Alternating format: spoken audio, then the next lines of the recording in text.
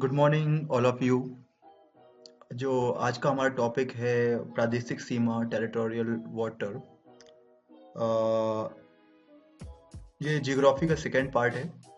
ये बहुत ही हेल्पफुल होगा हमें अंडरस्टैंडिंग करने के लिए कि हमारी कौन सी सीमा प्रादेशिक जल सीमा है, किस सीमा तक हम जा सकते हैं, किस सीमा तक हमारा अधिकार है। ये बहुत ही ज़्यादा as per as government wise as well as हमारा अगर नॉलेज वाइज देखा जाए तो ये हमारे लिए हेल्पफुल है। अगर आप किसी भी गवर्नमेंट एग्जाम की तैयारी कर रहे हैं, चाहे वो नॉन टेक हो या टेक हो, उसके लिए भी बहुत ही ज़्यादा हेल्पफुल होगा। चलो लेट्स स्टार्ट करते हैं हम। बेसिकली समुद्रिक मील मीन्स अगर समुद्रिक सीमा को हमें नापना है तो उसके लिए कुछ यूनिट्स होंगी। बेसिकली इसको एनएम के थ्रू करते हैं, नॉटिकल माइल।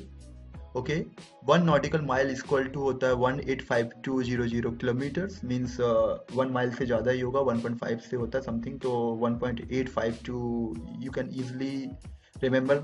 ओके, इसको बोलते हैं समुद्रिक मील। ओके, जब हम समुद्रिक मील के बारे में हम जान गए तो उसमें अब हम देखते हैं कि समुद्रिक मील के जो जस्ट 12 nm तक, मीन्स 12 nm तक आप यहाँ देख सकते हैं। दिस एरिया जितना भी है ये अपना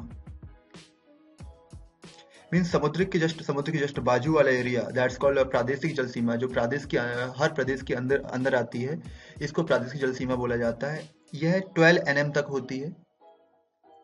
बेसिकली जो जिस रेखा को बोलते हैं हम, इसको आधार रेखा बोलते हैं। आधार रेखा से प्रादेशिक जल सीमा की जो लेंथ होती है वो बोलती है 12 nm।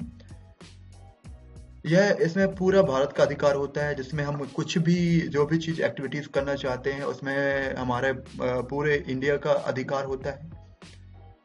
उसके बाद आता है हमारा संलग्न क्षेत्र मीन्स सेक्शन बी। बेसिकली ये आधार रेखा से 24 nm या प्रादेशिक जल सीमा से 12 nm होता है। इसको संलग्न क्षेत्र भी बोलते हैं। संलग्न क्षेत्र ये कॉन्टिग्यूअस जोन बोलते हैं इसको। ये 24 nm फ्रॉम बेस आधार रेखा टू यहाँ तक होती है, इसकी डिस्टेंस होती है। इसमें भारतीय राजकोषीय अधिकार तथा सीमा शुल्क से प्रबंधित प्रदूषण नियंत्रण से संबंधित अधिकार होते हैं।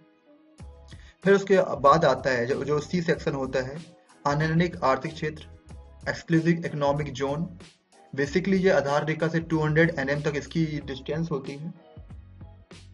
लेकिन अगर हम संलग्न क्षेत्र से जाते हैं तो 176 nm होता है। इसमें खनिज संपदा से रिलेटेड जो भी अगर अधिकार हैं, सागरीय जल शक्ति मीन्स अगर हमें सागरीय जल शक्ति का यूज करना है, सागरीय जीवों का आदि का संरक्षण जो भी है उसके रिलेटेड हमें अधिकार प्राप्त होते हैं। उसके बाद जो एरिया आता है आफ्टर 200 nm वो कहलाता है उच्च सागर। बेसिकली ये एरिया में सभी राष्ट्रों का अधिकार होता है। इसमें सभी राष्ट्र अपनी एक्टिविटीज कर सकते हैं। सभी राष्ट्र जो भी अगर खनिज संपदा से रिलेटेड या कुछ भी रिलेटेड करना चाहते हैं वो उसमें एक्टिविटीज कर सकते हैं। ये बेसिकली 200 nm के बाद आता है। इनको ABC से डिवाइड किया गया है। बहुत ही इंटरेस्टिंग है एज वेल एज हमें अगर कभी हम कहीं घूमने जाते हैं तो ये बहुत ही हेल्पफुल होगा आपके लिए भी और हमारे लिए भी। बेसिकली आपको गवर्नमेंट एग्जाम के लिए हर चीज़ का नॉलेज होना जरूरी है, जो आपको नॉलेजेबल एज वेल एज कोई भी चीज़ को समझने में हेल्पफुल होगा। अगर आप इन चीज़ों की तैयारी करते हैं तो आपको गवर्नमेंट के साथ साथ आपका खुद का नॉलेज इंप्रूव होगा, जिससे आप छोटी छोटी चीज़ों को अंडरस्टैंड कर पाएंगे।